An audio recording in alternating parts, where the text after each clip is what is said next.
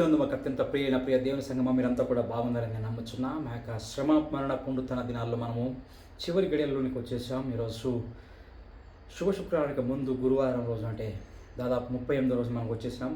గమనించినట్లయితే ప్రేమ దేవుడారా, ఈరోజు మన ఆత్మీయ లాభం కొరకు ఏర్పరచుకున్నటువంటి దేవుని వాక్యము పానార్పణ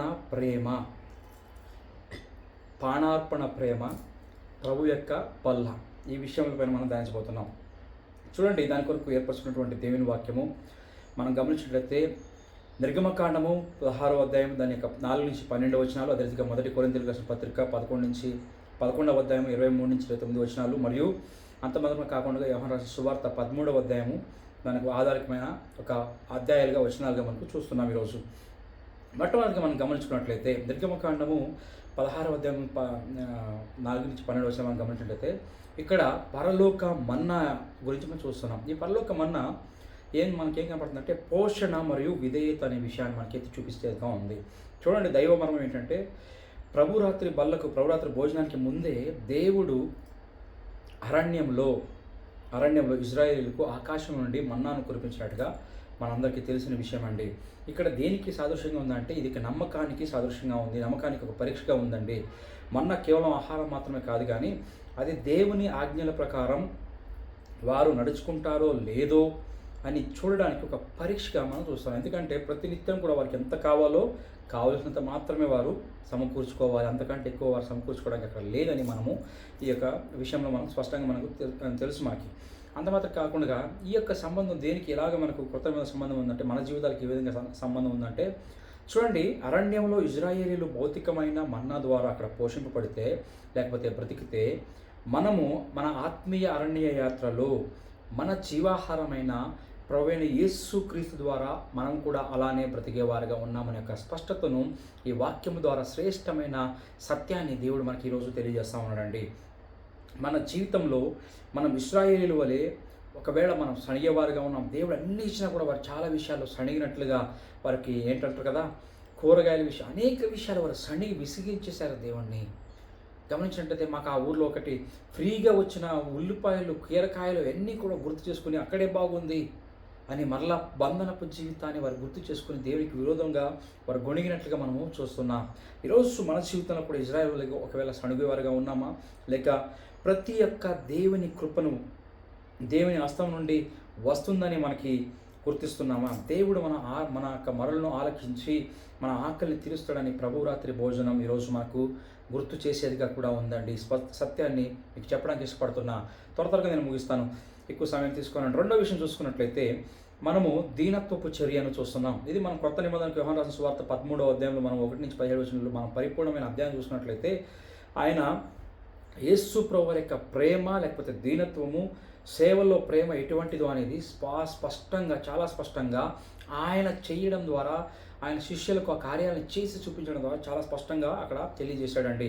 దీని యొక్క దైవ మర్మం మనం గమనించుకున్నట్లయితే ప్రేమను దేని బిడ్డరా, యేసు ప్రభు రొట్టెను విరవక ముందే ఆయన శిష్యుల పాదాలను అక్కడ కడిగినట్లుగా మనము చూస్తున్నామండి.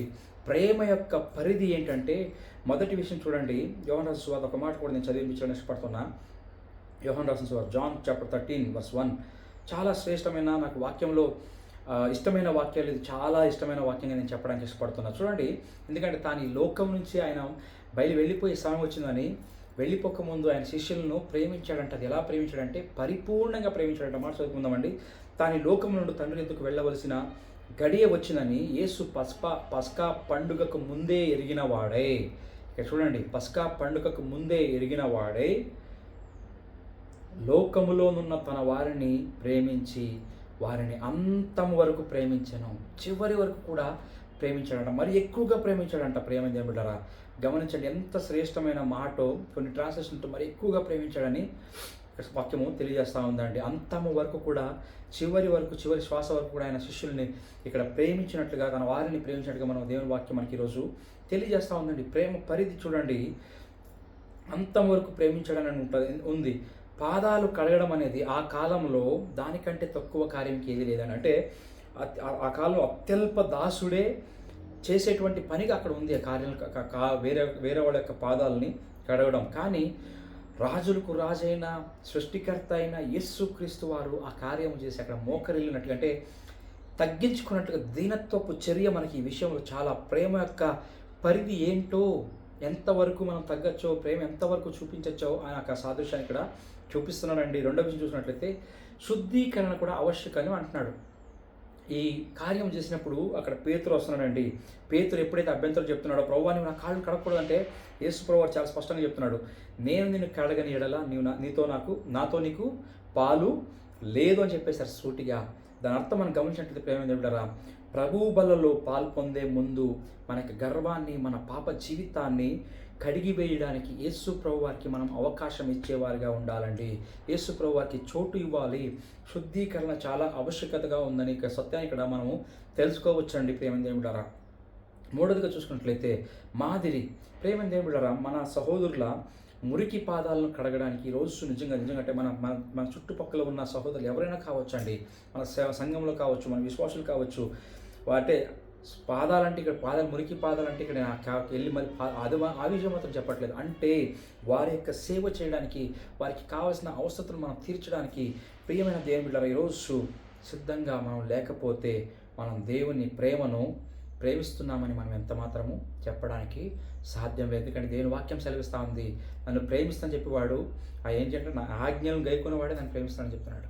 నా ఆయన చెప్తున్నాడు స్పష్టంగా. చాలా ఈ వాక్యాన్ని మీరు గ్రహించాలని నేను చెప్పడానికి ఇష్టపడుతున్నానండి. మనం ముందుకెళ్తే నేను ఎక్కువ సమయం తీసుకోను. చివరిగా మనం చివరి భాగంలోకి మనం వచ్చినట్లయితే మూడో విషయం, ఒక క్రొత్త ఆజ్ఞను అక్కడ ఆ అధ్యాయంలో మనకు ఇస్తున్నాడు. ఏంటి? ఆ యోహాను రాసిన సువార్త 13వ అధ్యాయం 34-35 చూసినట్లయితే శిష్యునికి ఒక గుర్తింపు ఇస్తున్నాడు అండి. ఆ మాట చదువుకుందాం. 13-14 చూడండి.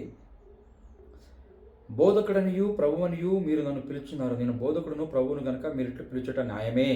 కాబట్టి ప్రభువును బోధకుడు నేను మీ పాదములను కడిగిన ఎడల మీరును ఒకరి పాదములను కడుగవలసినదే. ఏమంట? క్షమించండి, ఈ మాట కాకుండా ఇది దీనికంటే ఇంకా శ్రేష్టమైన ఒక ఆజ్ఞను అక్కడ ఆయన ఇస్తున్నాడు. 34-35 మీరు ఒకరినొకరు ప్రేమింపవాలని మీకు క్రొత్త ఆజ్ఞను ఇచ్చిచున్నాను, నేను మిమ్మల్ని ప్రేమించినట్టే మీరును కూడా ఒకరినొకరు ప్రేమింపవలను. మీరు ఒకరి ఎడల ఒకడు ప్రేమ గలవారి ఎడల దీనిని బట్టి మీరు నా శిష్యులని అందరూ తెలుసుకుందరు. చూడండి, కొత్త ఆజ్ఞ ఇక్కడ ఏమిస్తున్నాడు, ఎంత స్పష్టమంటే ఇక్కడ ప్రేమ అనేది ఇకపై కేవలం ఒక సలహాగా మాత్రమే ఉండకూడదు, అది ఒక ఆజ్ఞ ఇస్తున్నాడు. ఆజ్ఞ కమాండ్ అంటే మనం ఖచ్చితంగా చేయవలసిన పని అని దేవుని వాక్యం ఇక్కడ మనకి తెలియజేస్తూ ఉందండి. ప్రేమే నిన్ను ఇక్కడ ఇంకో మాట చూసినట్లయితే నేను మిమ్మును ప్రేమించినట్టే ప్రేమించమన్నారు. ఏంటి ఆ ప్రేమ? ప్రమాణం చూడండి, ఇక్కడ గమనించినట్లయితే ప్రేమ చూడరా, నీవు అంటే మనం ప్రేమించుకున్నట్లు ఇతరులను ప్రేమించమని ఆయన చెప్పట్లేదండి. కొత్త నిబంధన వచ్చేపాటికి మనల్ని మనం ప్రేమించుకున్నట్లు ఇతరులను ప్రేమించమని చెప్పట్లేదు. అది కూడా చాలా శ్రేష్టమైనది. మనం ఎంత ప్రేమించుకుంటాం మన శరీరాన్ని, అలాగే ఇతరులను ప్రేమించమని చెప్పట్లేదు. ఇక్కడ చెప్తుంది ఇంకా కొత్త శ్రేష్టమైన ఆజ్ఞ. ఇక్కడ సత్యం ఏంటి గ్రహించుకోవాలంటే ఆయన చెప్పేది ఏంటంటే నేను మిమ్మల్ని ప్రేమించినట్టు, అంటే యేసు ప్రభువు వారు మనల్ని ప్రేమించినట్టు మనం ఇతరుల్ని ప్రేమించాలంటున్నాడు. ఆయన ప్రేమ ఎలాంటిది? అందరికీ తెలిసిన విషయం. ఆయన ప్రేమించుతున్న విధానం ఏంటంటే ఆయన పానార్పణ ప్రేమ, అంటే తన్ను తాను పరిపూర్ణంగా శిలువలో తన ప్రాణాన్ని అర్పించేటువంటి ప్రేమ. ఆ ప్రేమ ఈరోజు మనం కూడా ఇతరులకు చూపించాలని ఒక కొత్త ఆజ్ఞను ఈరోజు మనందరికీ ఆయన ఇస్తున్నాడండి. గుర్తింపు మనం చూసుకున్నట్లయితే ప్రేమ దేవుడరా, కేవలం మన సిద్ధాంతాలు లేదా మన భవనాలు మాత్రం మనం క్రైస్తవులమని నిరూపించవు, కానీ ఒకరిపై ఒకరు కలిగి ఉన్న ప్రేమ, త్యాగపూర్వకమైన ప్రేమ, ఇవే మనల్ని నిజమైన క్రైస్తవులని మనల్ని నిరూపించేదిగా ఉందని చెప్పడానికి నేను మిమ్మల్ని ఇష్టపడుతున్నానండి. ప్రేమ ముందుకెళ్ళినట్లయితే దీని యొక్క నియామకం మరియు ఆత్మ పరీక్ష, మనం ఆత్మీయ పరీక్ష చూసుకున్నట్లయితే అపోస్తలుడైన పౌలు మొదటి కొరింథీయులకు రాసిన పత్రిక 11వ అధ్యాయం 20 మనకి బాగా తెలిసిన వాక్యం ఇది. ప్రతి నెల మొదటి వారంలో మనం చేసే కార్యం 11వ అధ్యాయం 23-29 చూసుకున్నట్లయితే ఒక దైవ మనం ఇక్కడ మనకు తెలియజేస్తుందండి. ఇది ఏంటంటే ఆరాధన క్రమంలో అత్యంత ముఖ్యమైన భాగంగా మనము చూస్తున్నాం. ప్రేమించరా, ఇక్కడ ఆయన నలగగొట్టబడిన శరీరం మరియు చిందింపబడిన రక్తం అంటున్నాడు. ఇక్కడ ఇది ఏంటంటే ఇది మీ కొరకైన నా శరీరం అనే వాక్యం సెలవిస్తూ ఉందండి. మన స్వస్థత పొందడానికి ఆయన శరీరం నలగొట్టబడింది అనే మాట మనం 1 పేతురు 2:24 అదే మాత్రం కాకుండా యెషయా 53వ అధ్యాయంలో కూడా మనం ఆ మాటను మనం చూస్తున్నాం. ప్రేమేంద్రుడరా, మన కొరకు, మన స్వస్థత కొరకు ఆయన నలగొట్టబడ్డాడు. ఈ పాత్ర అనేది ఆయన రక్తం వలనైనా క్రొత్త నిబంధన సత్యాన్ని మనం గ్రహించుకోవాలనే మాట స్పష్టతగా చెప్తా ఉంది. ఇక్కడ చూడండి, మనకు దీనికి ఒక హెచ్చరిక కూడా మనం గమనించినట్లయితే అయోగ్యంగా దీని ఎంత మాత్రము పాలు పంపులు పొందవద్దని పౌలు మనకి హెచ్చరిస్తూ ఉన్నాడండి. ఇక్కడ గమనించినట్లయితే దీని అర్థం పరిపూర్ణులుగా మనం అయినప్పుడే మనం తీసుకోవాలని కాదు, కానీ వివేచన కలిగి ఉండాలి. మనం చేస్తున్నది ఏంటి అని దేవునికి అప్పచెప్పి మన యేసుప్రభువు వారికి మనం పాపం కడగబడడానికి ఒప్పుకొని దాన్ని విడిచిపెట్టి అంటే వివేచన కలిగిన హృదయంతో ద్వేషం అంటే మనం ద్వేషాన్ని కొన్నిసార్లు ద్వేషం పెట్టుకొని పాపం చేసి అక్కడ వెళ్ళి బలలో తీసుకుని అయ్యో ఆ రీతిగా కాకుండా వాటన్నిటిని విడిచిపెట్టి ద్వేషం పెట్టుకుని ప్రభు బలలో పొందడం అయోగ్యమైన స్థితి. వాటన్నిటిని విడిచిపెట్టి మనము దేవునికి అప్పచెప్పి మనం ప్రార్థన చేసుకుని మనం తీసుకుంటాం. ఇది చాలా వివేచన కలిగిన కార్యాన్ని మనము చేసేవారుగా ఉండాలంటే ఇక్కడ ప్రకటన ఏంటంటే దేవుని బిడ్డలారా, మనం ఈ రొట్టె తిని ఈ పాత్రల నుండి త్రాగినప్పుడల్లా కూడా ప్రభు వచ్చే వరకు ఆయన మరణాన్ని ఏం చేయాలంట మనం ప్రచురించేవారుగా ఉన్నామండి. ఈరోజు ఆయన మరణాన్ని ప్రచురిస్తున్నామా? కేవలం ప్రతి నెల ఏంటంటారు కదా, ఆ యొక్క ప్రభుబల్లో పాల్గొని మరలా మనం చేసే తప్పులు మనం చేస్తూ మరలా వచ్చి మనం ఆ ప్రభుబల ముందు నిలబడుతున్నామా? ఈరోజు ప్రేమ యొక్క పానార్పణ యొక్క ప్రేమ అనే ఒక విషయం పైన మనం మాట్లాడుతున్నామండి.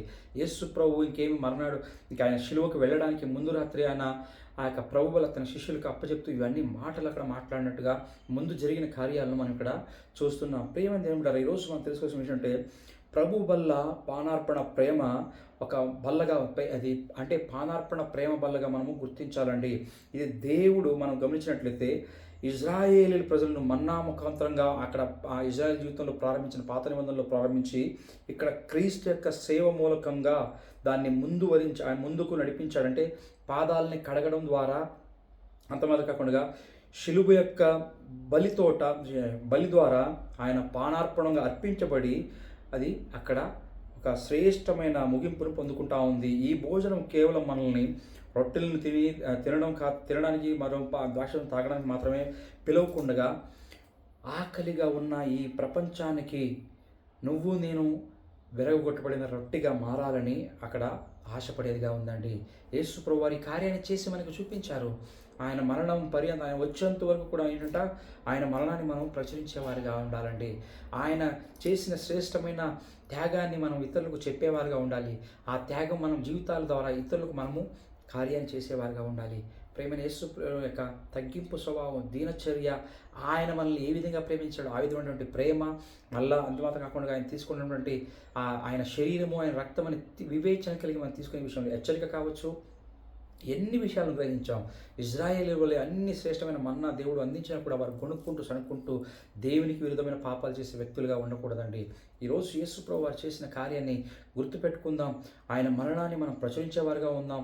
ప్రేమ కలిగి ఉందాం. దీనమైన స్వభావాన్ని రాజులకు రాజైన ఆయనే తగ్గి పాదాలు కడిగి తన ప్రేమను చూపించి తన మరణము పొందేంత వరకు కూడా ప్రేమను చూపించాడు కదా. మరి ఆయన కంటే మనం ఎంతగా ఆయన చేసిన కార్యంలో ఆయన అడుగుజాడలో మనం నడిచేవారుగా ఉండాలి. ఈ యొక్క విషయాన్ని గ్రహించాలని ఆ ప్రకారంగా మనం నడుచుకుందాం.